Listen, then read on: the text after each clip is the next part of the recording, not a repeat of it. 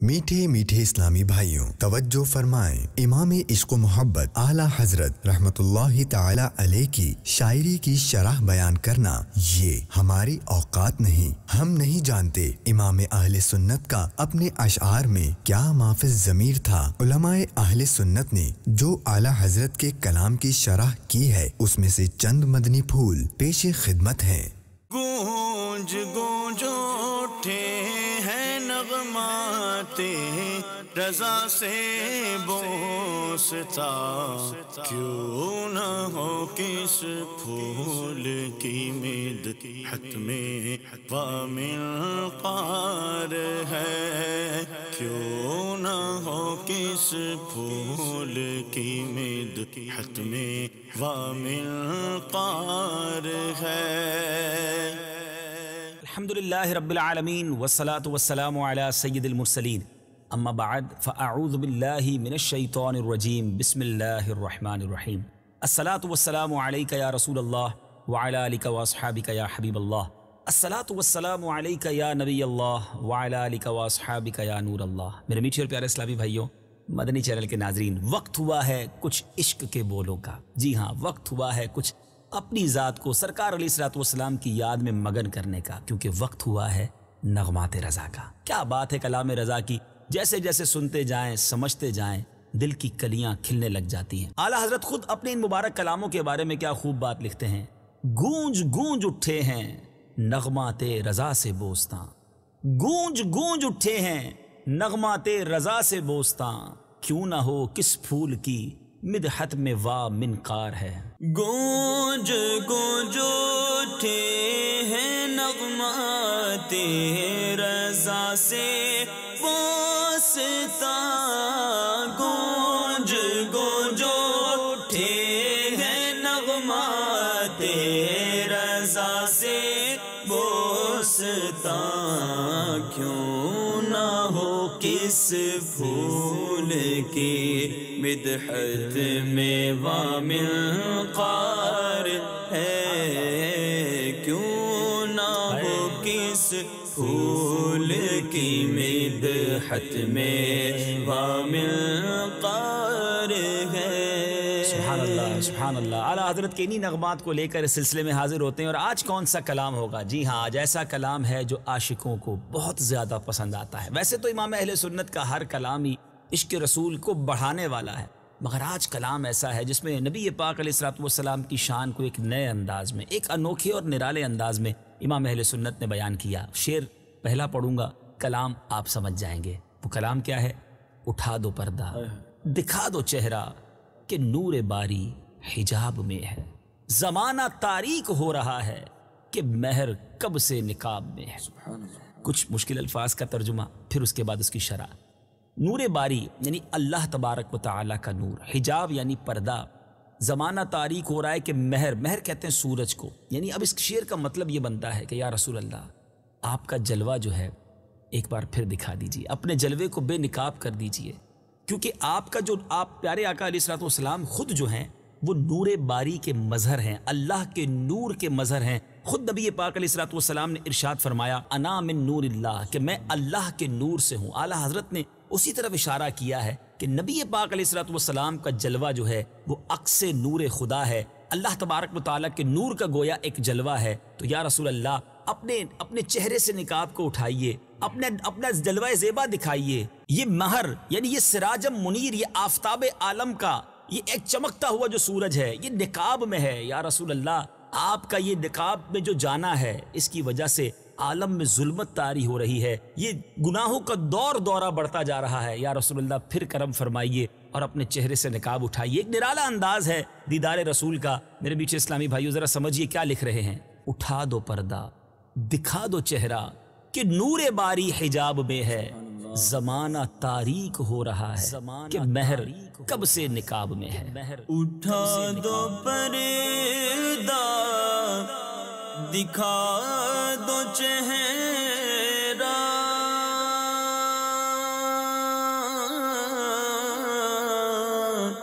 कि नूर बारी हिजाब में है, اٹھا دو پردہ دکھا دو چہرہ کہ نور باری حجاب میں ہے زمانہ تاریک ہو رہا ہے زمانہ تاریک ہو رہا ہے کہ مہر کب سے نقاب میں ہے زمانہ تاریک ہو رہا ہے کہ مہر کب سے نقاب میں ہے۔ سبحان اللہ، کاش اعلیٰ حضرت کی نشار کے صدقے ہمیں بھی دیدار مصطفیٰ صلی اللہ تعالیٰ علیہ وسلم نصیب ہو جائے۔ اب بڑا ہی عجیب، بڑا ہی نرالا، عموماً نعتوں میں ایسا شعر نہیں ہوتا، مگر اعلیٰ حضرت تو اعلیٰ حضرت ہے نا۔ کیا لکھتے ہیں؟ جلی جلی بو سے اس کی پیدا ہے سوزش عشق چشم والا، کباب آہو میں بھی نہ پایا مزہ جو دل کے کباب میں ہے۔ یہ نعت میں کباب کا تذکرہ، یہ نعت میں کسی چیز کے جلنے کی بات، یہ اعلیٰ حضرت ہی ایسی بات لکھ سکتے ہیں۔ اب اس سے مراد کیا ہے؟ سوزش کس کو کہتے ہیں؟ جلن کو کہتے ہیں۔ چشمے والا سے مراد کیا ہے؟ عزت والی مبارک آنکھ۔ کباب آہو، آہو کسے کہتے ہیں؟ آہو ہرن کو کہتے ہیں۔ اب اعلیٰ حضرت کی بات ذرا سوچئے، دنیا میں لذیذ ترین گوشت جو ہے نا وہ ہرن کا گوشت کہا جاتا ہے۔ ہرن کے کباب one of the delicious food, دنیا کے خوبصورت ترین، دنیا کے لذیذ ترین کھانوں میں ہرن کے کباب کو کہا جاتا ہے۔ اب ہرن کے کباب کا تذکرہ اعلیٰ حضرت کہاں لے کر آئے ہیں، کس انداز میں لے کر آئے ہیں؟ یہ کمال اعلیٰ حضرت کا ہی ہے۔ اعلیٰ حضرت لکھتے ہیں کہ نبی پاک علیہ الصلوۃ والسلام کے جو آنکھوں کی چشمے والا کا جو عشق ہے نا، پیارے آقا کی آنکھوں کے میں اتنے عشق میں گرفتار ہوں کہ اس عشق کی جلن سے، اس عشق کی سوزش سے میرے دل سے جو ہے وہ جلنے کی بو نکل رہی ہے۔ یعنی یہ وہ بو ہے کہ میرا عشق میں دل جل رہا ہے۔ دیکھیں عشق میں دل جلتا ہے یہ بات تو ہے، لیکن اس جلن سے بو کا نکلنا، اور وہ بو کس وجہ سے ہے کہ نبی پاک علیہ الصلوۃ والسلام کی آنکھوں سے مجھے بے حد پیار ہے، وہ سوزش عشق چشمے والا ہے۔ تو اب کہتے ہیں یہ دل جل جل کر گویا کباب کی مانند ہو گیا۔ اور ایک بات لکھتے ہیں کہ اگر عشق رسول میں دل جل جائے اور جل کے کباب بن جائے نا تو کباب آہو میں بھی نہ پایا مزہ جو دل کے کباب میں ہے۔ اے دنیا کے ہرن کے کباب کے مزے لوٹنے والوں، نبی پاک کے عشق میں دل کو جلا کر دیکھو، یہ مزہ تمہیں اس سے بھی زیادہ مزہ دے گا۔ ایک اور جگہ اسی جلن کی، اسی آگ کی، اسی عشق کی بات کو کتنے پیارے نرالے انداز میں امام عشق و محبت سمجھاتے ہیں۔ کہتے ہیں اے عشق تیرے صدقے جلنے سے چھٹے سستے۔ اب چھٹنا سستا جو ہے اس کلام کی جب باری آئے گی تو انشاءاللہ شعر پر اور بھی کلام کریں گے، لیکن بڑی کمال کی بات، آپ نے ایک محاورہ سنا ہوگا کہ یار جان چھوٹی سستے چھوٹ گئے۔ اعلیٰ حضرت کہتے ہیں اے عشق تیرے صدقے جلنے سے چھٹے سستے، جو آگ بجھا دے گی وہ آگ لگائی ہے۔ ارے کبھی آگ نے بھی آگ کو بجھایا ہے، مگر کمال دیکھیں، عشق رسول کی آگ اگر دل میں لگ جائے تو وہ جہنم کی آگ کو بجھا دے گی۔ کیا بات ہے امام اہل سنت کی۔ اب اس شعر کو اب سمجھیے، بہت سارے اسلام بھائی یہ سوچتے ہیں جب یہ کلام میں شعر پڑھا جاتا ہے کہ اس کا مطلب کیا ہے، لیکن اب ذرا غور کیجئے، سرکار کی آنکھوں کے عشق میں مبتلا دل کو جلانے والے کا یہ شعر ہے۔ کیا لکھتے ہیں؟ جلی جلی بو سے اس کی پیدا ہے سوزش عشق چشمے والا، کباب آہو میں بھی نہ پایا مزہ جو دل کے کباب میں ہے۔ جلی جلی بو سے اس کی پیدا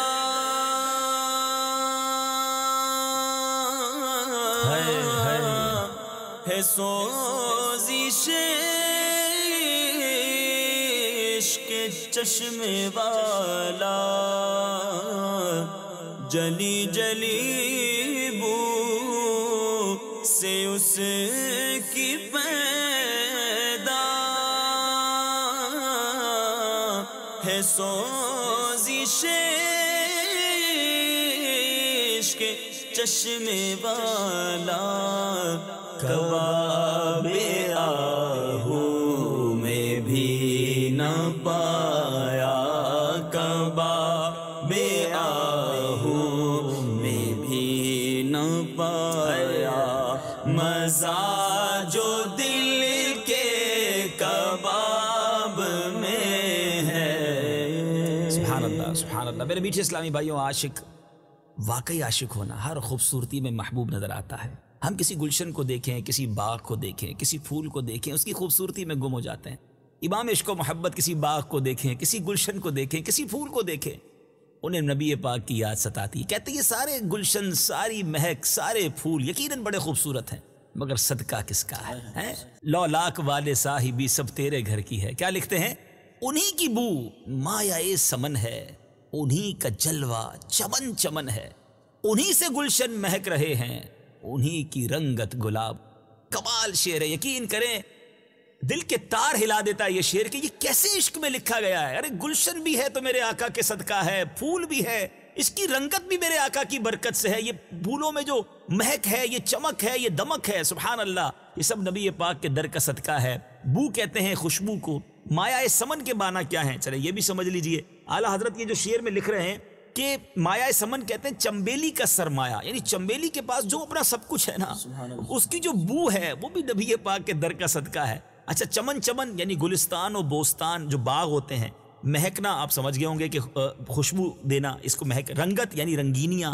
تو اب اعلیٰ حضرت کے شعر کا مطلب کیا بنے گا؟ اعلیٰ حضرت کیا لکھ رہے ہیں کہ میرے آقا علیہ الصلوۃ والسلام کے مبارک پسینے کی خوشبو ہی دراصل چمبیلی کے پھول کا سرمایہ ہے، اور باغات حضور کے جلوے ہی سے باغ باغ ہیں، گلشن ہستی انہی کی خوشبو سے مہک رہا ہے، اور گلاب کے پھول کا حسن بھی انہی کی مرہون منت ہے۔ میرے میٹھے اسلامی، ایک شاعر بڑی پیاری بات، وہ بھی عشق کی بات کی ہے کہ میں سارے جلووں کو کیوں دیکھتا ہوں۔ شاعر لکھتے تصور میں تیرے ہر شے پہ یوں نظریں جماتا ہوں، نہ جانے کون سی شے میں تیرا دیدار ہو جائے۔ ہے نبی پاک علیہ الصلوۃ والسلام کے جلووں کی کیا شان ہے۔ تو بہرحال کمال کا شعر ہے، اور میں ایک مشورہ دوں گا۔ الحمدللہ پچھلے دنوں ایک ایسی جگہ پر جانا ہوا جو بہت خوبصورت باغ تھا، اور وہاں یہ شعر پڑھنے کا موقع ملا۔ یقین کریں آپ کسی باغ میں جا کر پھولوں کو دیکھ کر جب یہ شعر پڑھتے ہیں نا، تو اعلیٰ حضرت سے اور محبت بڑھتی ہے، اور نبی پاک کے عشق میں مزید اضافہ ہوتا ہے۔ ذرا سنیے کیا لکھتے ہیں۔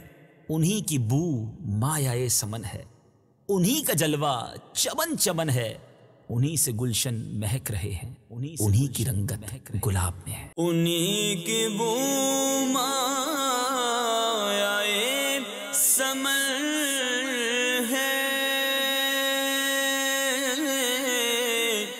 انہی کا جلوہ چمن چمن ہے،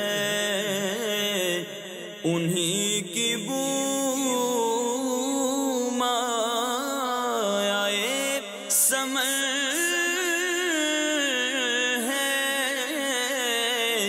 انہی کا جلوہ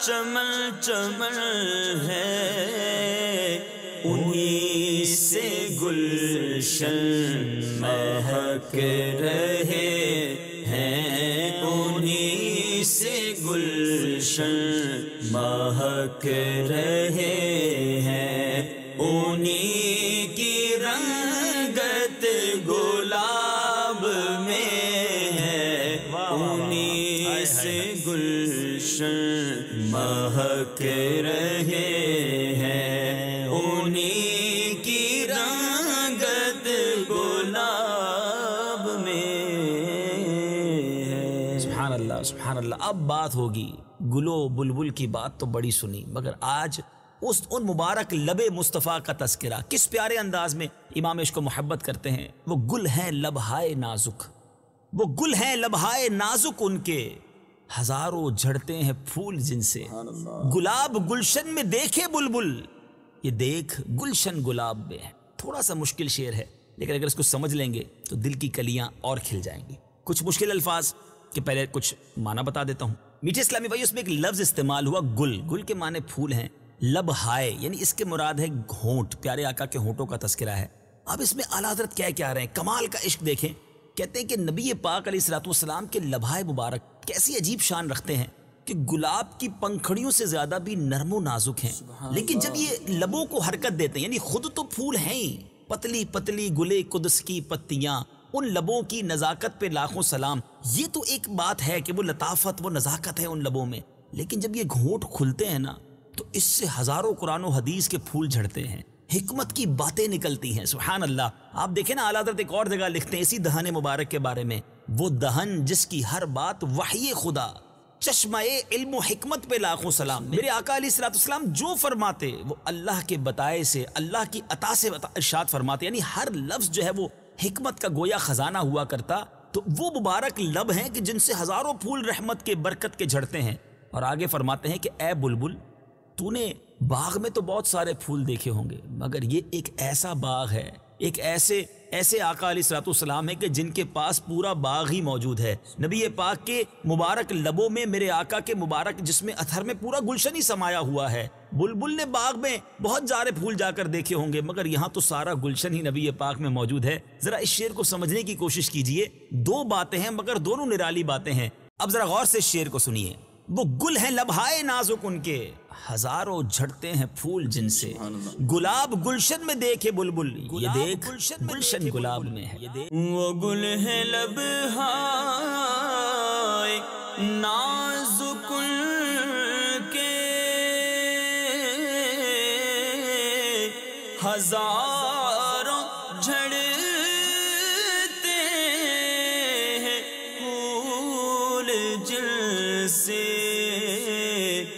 وہ گل ہے لبہائے نازک ان کے، ہزاروں جھڑتے ہیں پھول جن سے.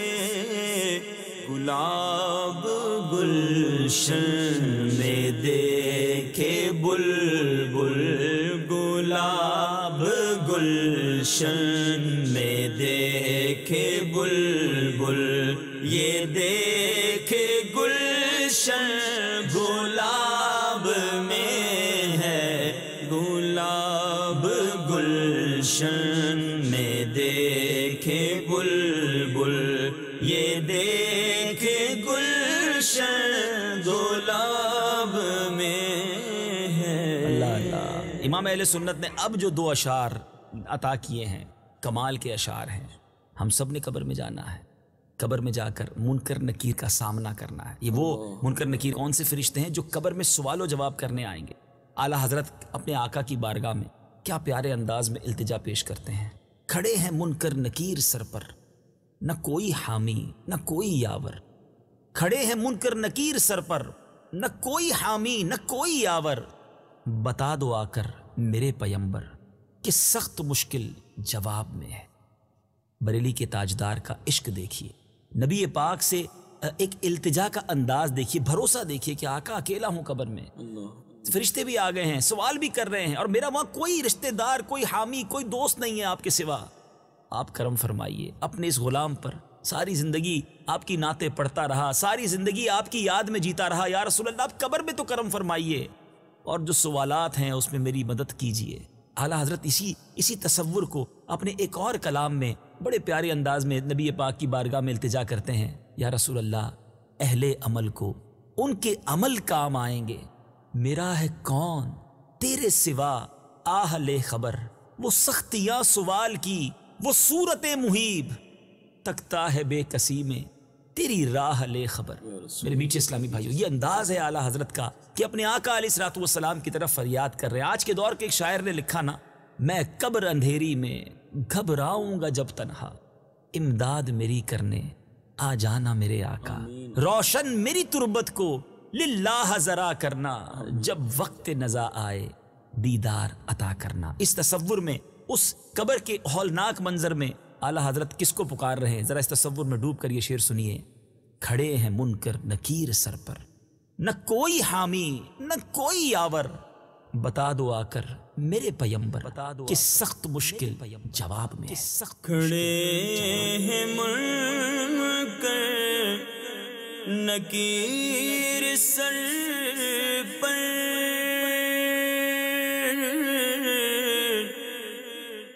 نہ کوئی حامی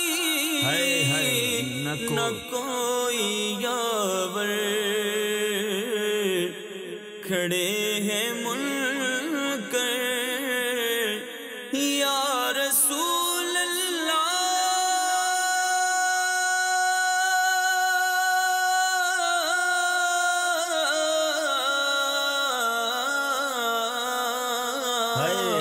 کھڑے ہیں منکر نکیر سر پر، نہ کوئی حامی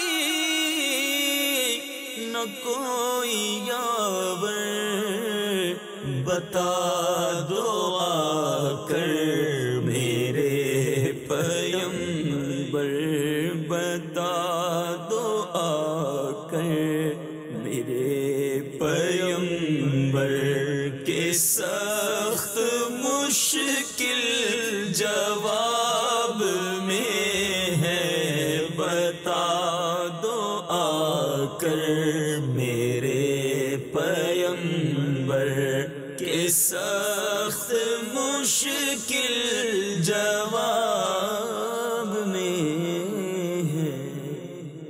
امام عشق و محبت اعلی حضرت اگلے شعر میں اب قیامت کی بات کر رہے ہیں۔ خدائے قہار ہے غضب پر، کھلے ہیں بدکاریوں کے دفتر، بچا لو آ کر شفیع محشر، تمہارا بندہ عذاب میں ہے۔ خدائے قہار، قہر و غضب والا، اللہ کی ایک شان قہار بھی تو ہے نا۔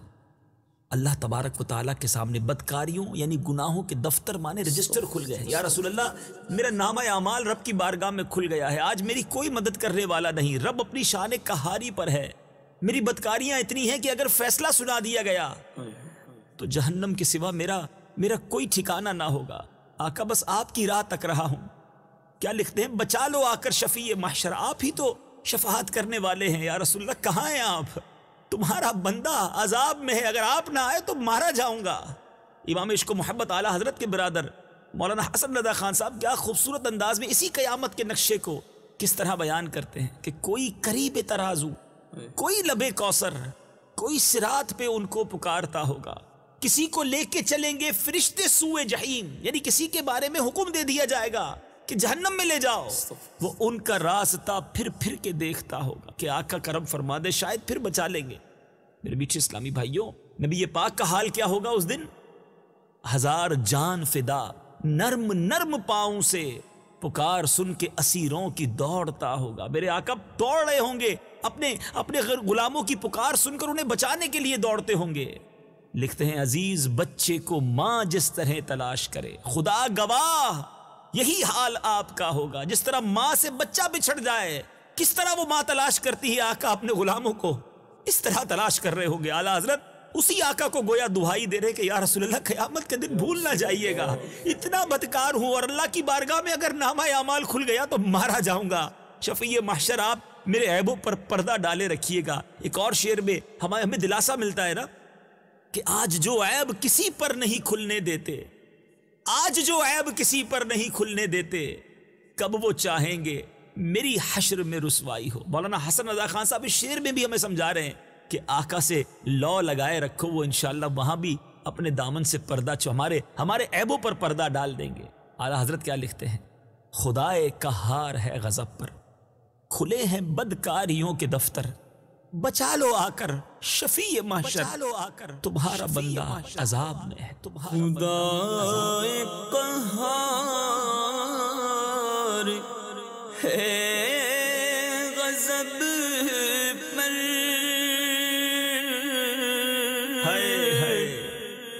خدائے قہار، خدائے قہار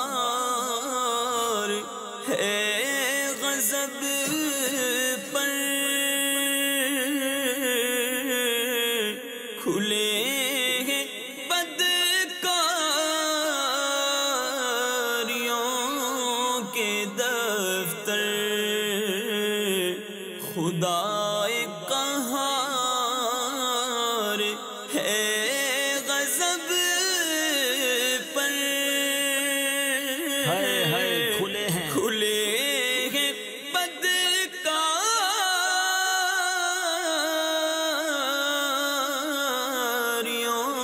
کے دفتر، بچا لو آ کر شفیع محشر، بچا لو آ کر شفیع محشر تمہارا بندہ عذاب میں ہے۔ ہائے ہائے، اب اپنے آقا علیہ الصلوۃ والسلام کی شان بیان کرتے ہوئے عاشقان رسول کو کیسا دلاسا دے رہے ہیں کہ اے غلاموں گھبراؤ نہیں، کریم ایسا ملا کہ جس کے کھلے ہیں ہاتھ اور بھرے خزانے، بتاؤ اے مفلسوں کہ پھر کیوں تمہارا دل اضطراب میں ہے۔ کریم ایسا ملا کہ جس کے کھلے ہیں ہاتھ، کھلے ہاتھ یعنی کوئی بہت سخی آدمی ہو نا، بہت بانٹنے والا، اس کو کہتے ہیں اس کے ہاتھ بڑے کھلے ہیں۔ بھرے خزانے یعنی خزانہ بھی بھرا ہوا ہے، اور پھر مفلس کہتے ہیں غریبوں کو، اور اضطراب کہتے ہیں دل جو بے چینی کی کیفیت میں ہوتا ہے۔ یعنی آپ نے دیکھا ہوگا کہ کبھی کوئی شخص کسی سے مانگنے جائے تو دل میں ایک بے چینی ہوتی ہے، پتہ نہیں ملے گا نہیں ملے گا، کتنا ملے گا، اتنوں کو بانٹ رہا ہے ختم نہ ہو جائے۔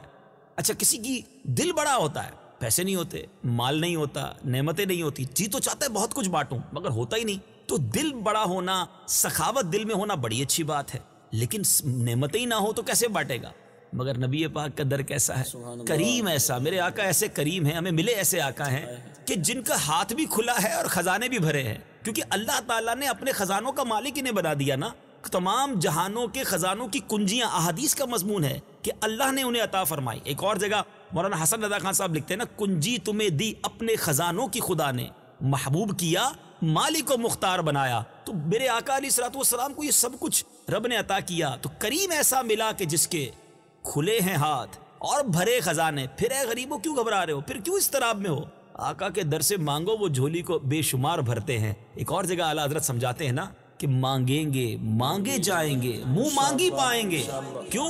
سرکار میں نہ لا ہے نہ حاجت اگر کی ہے۔ لا کہتے نہیں کو، اگر کہتے کہ پتہ نہیں ہوگا تو دوں گا، اگر ہوگا تو دوں گا، اگر یہ کرو گے تو دوں گا، کوئی شرط لگانے کے لیے اگر استعمال ہوتا ہے۔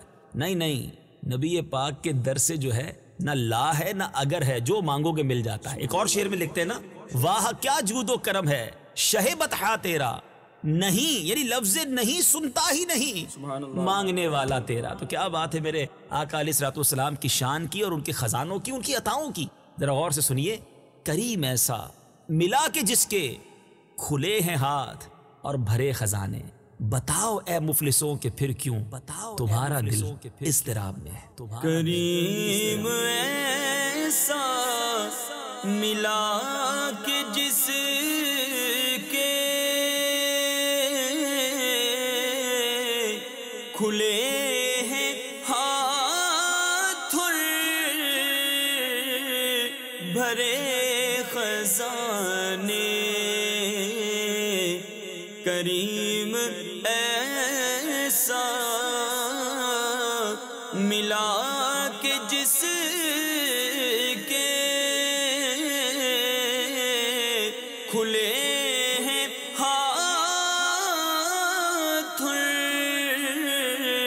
بھرے خزانے، بتاؤ اے مفلسوں کہ پھر کیوں، بتاؤ اے مفلسوں کہ پھر کیوں تمہارا دل اضطراب میں ہے، بتاؤ اے مفلسوں کہ پھر کیوں تمہارا دل اضطراب میں ہے۔ اللہ اللہ، میرے بیچ اسلامی بھائیوں، اب اعلیٰ حضرت کا جو مقطع ہے، میں نے پہلے بھی اپنے سلسلوں میں عرض کیا ہے کہ مقطع جو ہے وہ اعلیٰ حضرت کے کلام کا عطر ہوا کرتا ہے۔ کیا کمال کرتے ہیں مقطع میں اعلیٰ حضرت، اس شعر میں کیا انکساری کر رہے ہیں، آقا سے عرض بھی کر رہے ہیں تو کس انداز میں کر رہے ہیں کہ یا رسول اللہ صلی اللہ تعالیٰ علیہ وسلم، میرا حساب نہ لیا جائے،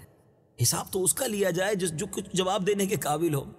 یہاں محاورہ بھی استعمال کیا اور کمال استعمال کیا، لکھتے ہیں کریم اپنے کرم کا صدقہ، میرے پاس کچھ نہیں، آپ کا جو کرم ہے آپ کو اسی کا صدقہ پیش کرتا ہوں، عرض کرتا ہوں، کریم اپنے کرم کا صدقہ، لئیم بے قدر کو نہ شرما، تو اور رضا سے حساب لینا، رضا بھی کوئی حساب میں ہے۔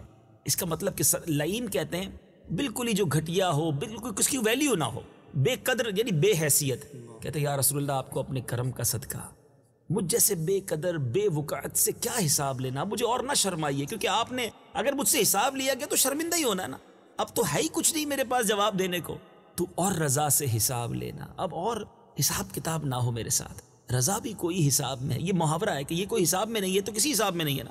کہتے میرے پاس کچھ ہے ہی نہیں, کوئی میری ویلیو ہی نہیں ہے, میں تو حساب لیا گیا تو پھنس ہی جاؤں گا, شرمندہ ہی ہوں گا. بس اپنے کرم سے بے حساب بخشش کا سامان ہو جائے, رب سے سفارش کر دیجئے, کوئی راستہ بن جائے اور بس کہتے ہیں نا وہ بلا حساب بخشش کا سامان ہو جائے. تو محاورے کا استعمال اور تو اور رضا سے حساب لینا, یہاں دو باتیں سمجھ آ رہی ہیں. اعلیٰ حضرت کا معافی ضمیر کے ہم نہیں جانتے. ایک ہوتا ہے کہ آپ اور مجھ سے حساب لینا, میرا تو کوئی حساب ہی نہیں ہے. ایک تو یہ بنتا ہے, اور ایک یہ بنتا ہے کہ اور یعنی مزید حساب نہ لیا جائے, کیونکہ رضا کسی حساب میں نہیں. یا رسول اللہ بس میری ایسے ہی بخشش ہو جائے. کیا خوبصورت شعر لکھا, تیری رحمتوں سے کم ہیں میرے جرم اس سے زائد, نہ مجھے حساب آئے نہ مجھے شمار آئے.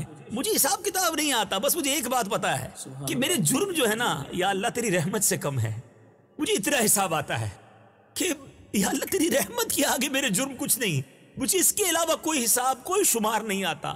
تو یہ وہی انداز ہے کہ یا رسول اللہ آپ اللہ کی بارگاہ میں سفارش کر کے اور شرمندگی کا سامان نہ ہو, اب چھپ جائیں اور بس بلا حساب جنت میں داخلہ نصیب ہو جائے. کیا انداز ہے اعلیٰ حضرت کا. اللہ کریم اعلیٰ حضرت کی عاجزی انکساری کے صدقے ہمیں بھی بلا حساب جنت میں داخلہ نصیب فرمائے. کریم اپنے کرم کا صدقہ لئیم بے قدر کو نہ شرما, تو اور رضا سے حساب لینا, تو اور رضا بھی کوئی حساب میں ہے. کریم اپنے کرم کا صدقہ لئیم بے قدر کو نہ شرما. کریم اپنے کرم کا صدقہ لئیم بے قدر کو نہ شرما. کریم اپنے کرم کا صدقہ لئیم بے قدر کو نہ شرما. تو اور رضا سے حساب لینا, تو اور رضا سے حساب لینا. رضا بھی کوئی حساب میں ہے, تو اور رضا سے حساب لینا. رضا بھی کوئی حساب میں ہے. سبحان اللہ سبحان اللہ. یقین کریں کلام جب اعلیٰ حضرت کے سنتے ہیں نا, مزید اعلیٰ حضرت کی محبت عظمت دل میں گھر کر جاتی ہے, اور دل سے بے ساختہ یہ دعا نکلتی کہ یا اللہ ہمیں بھی عشق رضا کا کوئی ذرہ نصیب فرما. اعلیٰ حضرت کو کیا کچھ عطا ہوا, ہمیں بھی کچھ ذرے, ہمیں بھی اس کی برکتیں نصیب ہو جائیں. مدنی چینل دیکھتے رہیے. مدنی چینل عشق رضا بھی پلاتا ہے, اور عشق رضا کے صدقے عشق رسول کی شمع کو دل میں فروزہ کرتا ہے. الحمدللہ یہ سلسلے ہمارے دلوں کو جلا بخشتے ہیں. اللہ کریم ہم سب کو نبی پاک کا سچا عشق نصیب فرمائے. اگلے سلسلے میں ایک اور کلام, ایک اور نعت خواں, اور انشاءاللہ اس کی کچھ شرح بیان کریں گے. صلو علی الحبیب صلی اللہ تعالی علی محمد صلی اللہ علیہ وسلم. گونج گونج اٹھے ہیں نغمات رضا سے بوستا, کیوں نہ ہو کس پھول کی مدحت میں وامنقار ہے, کیوں نہ ہو کس پھول کی مدحت میں وامنقار ہے.